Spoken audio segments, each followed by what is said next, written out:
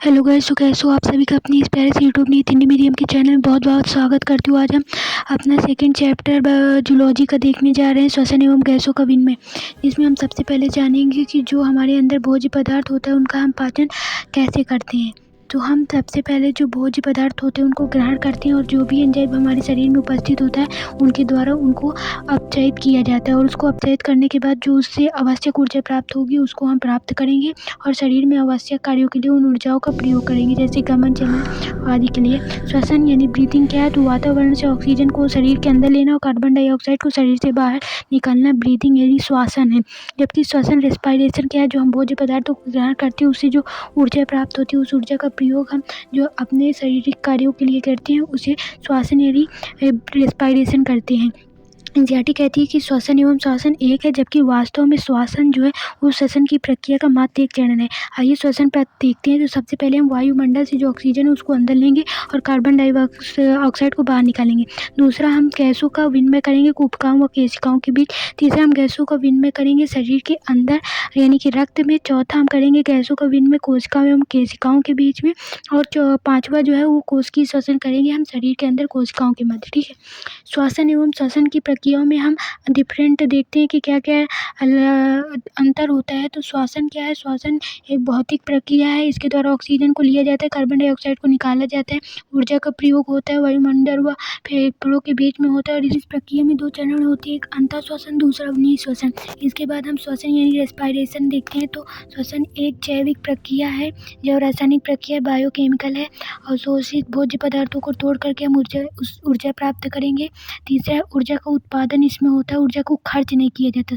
जबकि श्वसन में हमें ऊर्जा का प्रयोग करना पड़ता है, लेकिन लेना पड़ता है। और ये श्वसन जो है वो शरीर के प्रत्येक कोशिकाओं में शामिल होता है और इस प्रक्रिया में 5 चरण होते हैं। ठीक है, 5 चरण। अभी हमने जो श्वसन की प्रक्रियाओं का पद देखा, फुसफुसी, संवातन, कोशिकाओं व केशिकाओं के मध्य और जो है कोशिकाओं में गैसों का परिवहन, इन सब के बारे में देखा। अब हम श्वसन के अंग देखेंगे। तो श्वसन के अंग दो कारकों पर निर्भर करते हैं, एक संगठन का स्तर, दूसरा निवास पर। सबसे पहले हम पोरीफेरा में देखेंगे। तो पोरीफेरा में हमारे देह सतह द्वारा सरण विसरण द्वारा श्वसन होता है। सिलेंटेटा है, टिनोफेरा है, प्लेटी हेलमिंथीज है, एस्की हेलमिंथीज है। इन सभी में समान शरीर की सतह द्वारा श्वसन किया जाता है। जबकि जो हमारे पास एनीलिडा यानी केंचुआ संघ के प्राणी है उसमें नम त्वचा मॉइस्चराइज श्वसन द्वारा जो है श्वसन होता है। संघ आर्थ्रोपोडा यानी कीट की बात करें तो जो संघ आर्थ्रोपोडा के हैं इसमें श्वास नाल होता है, क्लोम होता है, पुष्ट क्लोम होता है, पुष्ट फुसफुस द्वारा श्वसन होता है। संघ मोलस्का की बात करें तो इनमें जो टिनिडिया होता है, क्लोम गिल्स और टिनिडिया द्वारा श्वसन होता है। ठीक है, अब हम संघ इकाइनोडर्मेटा की बात करते हैं। तो इसमें नालपाद यानी ट्यूब फीट द्वारा श्वसन होता है। संघ हेमिकार्डेटा में क्लोम द्वारा होता है। संघ कार्डेटा में वर्ग पिसीज में क्लोम द्वारा होगा। जबकि उभयचर सरीसृप एविज और स्तनधारियों में फेफड़ों द्वारा होता है। और उभयचर में त्वचा, फेफड़े, मुख, गुहा, नम त्वचा इन सभी के द्वारा होता है। अब हम मानव में श्वसन तंत्र के बारे में जानते हैं। तो सबसे ऊपर एपिग्लोटिस होता है जो भोजन को और श्वास नली को ढकने का काम करता है। और कंठ होता है जिसे ध्वनि पोएटिका कहते हैं। कंठ के नीचे श्वास नाल होता है। श्वास नाल से T5 की स्तर पर दाएं पाइप फेफड़े में विभाजित हो जाता है। बाएं फेफड़े में तीव्र खांच होता है और जो दाएं फेफड़ा है उसमें भी ठीक खांच होते हैं। खांच यानी कि अनुदैर्ध्य खांच, हॉरिजेंटल और हॉरिजेंटल खांच होता है। और नीचे की ओर डायफ्राम होता है। जो कार्डियल नोच जो है हमारा हृदय है वो लेफ्ट साइड होता है जिसे कार्डियल नोच भी कहते हैं। ठीक है, श्वसन मार्ग देखते हैं। तो सबसे पहले बाह्य नासा श्वसन मार्ग से नासाकक्ष में जाएगा, नासाकक्ष से आंतरिक नासा छिद्र में जाएगा, आंतरिक नासा छिद्र से ग्रसनी में जाएगा, ग्रसनी से श्वास नाल में, श्वास नाल से T5 के स्तर में दाएं पाइप श्वसनी में बढ़ जाएगा। वहाँ से प्राथमिक श्वसनी से द्वितीयक श्वसनी, फिर तृतीयक श्वसनी, प्राथमिक श्वसनी अंतर श्वसनिकाओं से होते हुए श्वसनी निकायों से कूपिका यानी एल्विलाई द्वारा गैसों का परिवहन हो जाएगा। ये हमारे श्वसन मार्ग है। और श्वास नाल से लेकर के प्राथमिक श्वसनिकाओं तक अपूर्ण उपास्थल के छल्ले बने होते हैं जो फेफड़ों को आपस में चिपकने से रोकते हैं। 5वें स्तर पर बाएं दाएं श्वसनिकाओं में फेफड़ा विभाजित हो जाता है। फेफड़े में श्वसनिकाओं एवं कूपिकाओं से जाल से बना होता है। इसमें लगभग 300 मिलियन कूपिकाएं उपस्थित होती हैं।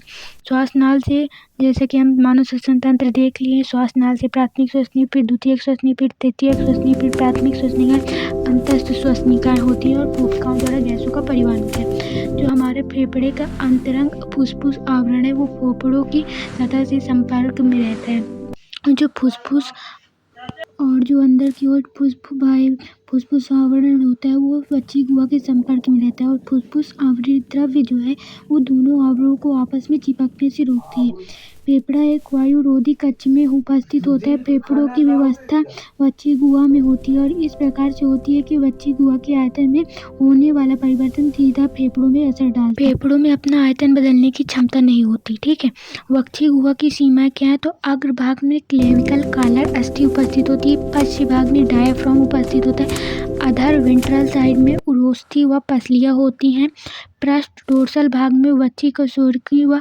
पसलियां होती है और पार्श्व भाग में लैटरनल में पसलियां होती हैं। ठीक है, अब मानव श्वसन मार्ग में हम चालन मार्ग और विनिमय भाग के बारे में समझते हैं। तो चालन भाग बाह्य नासाछिद्र अंतस्थ श्वसनिकाओं से वायु को कोशिकाओं तक पहुंचाता है, वायु को बाहुकर्ण से सुरक्षित करता है, अंतःश्वसित वायु को आद्य करता है, बाहर की वायु को शरीर के तापमान के बराबर लाता है और पश्चमावी उपकला कूट स्तरित उपकला और श्लेष्मा कोशिकाओं से मिलकर बना होता है। विनिमय यानी श्वसन मार्ग के बारे में समझते हैं। तो श्वसनिकाओं से कोशिकाओं तक गैसों का परिवहन करता है और यह सरल सल्कीय उपकला का बना होता है। श्वसन की क्रिया विधि में पेशियों के बारे में समझते हैं। तो डायाफ्राम, अंतःपरशुक पेशियां और उदरी पेशियां उपस्थित होती है। अंतःपरशुक पेशियां जो है बाह्य और आंतरिक अंतःपरशुक पेशियां दो प्रकार की हो गई।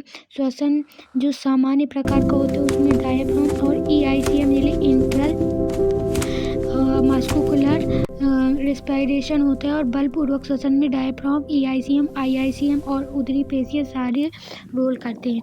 अब हम जो श्वसन पढ़ते हैं वो अधिक वायु से कम वायु की ओर यानी कि अधिक प्रेशर से कम प्रेशर की, अधिक दाब से कम दाब की ओर होते हैं। अब हम श्वसन में देखते हैं कितने श्वसन में दो चरण होते हैं। एक अंतर श्वसन जिसके द्वारा वायु को अंदर लिया जाता है, दूसरा नीर श्वसन जिसके द्वारा शरीर से बाहर निकाला जाता है। अंतर श्वसन डायाफ्राम की पेशियों में संकुचन होगा, डायाफ्राम चपटा होगा, अग्रपक्ष आयतन में वृद्धि होगी, पश्च अंतःपरशुक पेशियों का संकुचन होगा, वस्तियों व पसलियों का बाहर की ओर गति होगा, अधर और पृष्ठ में आयतन बढ़ेगा, कुछ वस्ती आयतन बढ़ जाएगा, फेफड़ों का आयतन बढ़ जाएगा, अंतःफुफ्फुसी दाब वायुमंडल की दाब की तुलना में कम हो जाएगा, वायु अधिक दाब से कम दाब की ओर जाएगी यानी कि वायुमंडल से फेफड़ों की ओर, जिसे अंतर श्वसन कहेंगे।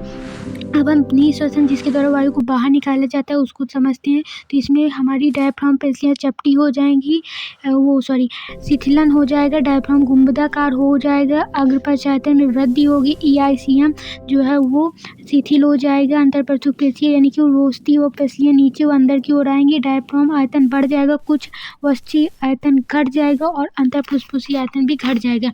अंतःफुफ्फुसी दाब अधिक सांद्रता कम सांद्रता की ओर जाएंगी और वायु अधिक फेफड़ों से बाहर की ओर जाएगा, जिसे समांतर निःश्वसन कह दिया जाएगा। अब हम श्वसन और उदर दर अगले लेक्चर में समझते हैं। जो भी हमारा कोर्स बचा हुआ है इसके आगे को, इसको पूरे चैप्टर को हम 2 लेक्चर्स में कंप्लीट कर लेंगे। आधा लेक्चर्स अभी कर दिया है, आधा लेक्चर नेक्स्ट वीडियो में डाउनलोड कर देंगे। आप वीडियो को लाइक सब्सक्राइब शेयर करिए। वीडियो कैसी लगी कमेंट करके बताइए। लाइक सब्सक्राइब करना ना भूलिए। Thank you so much.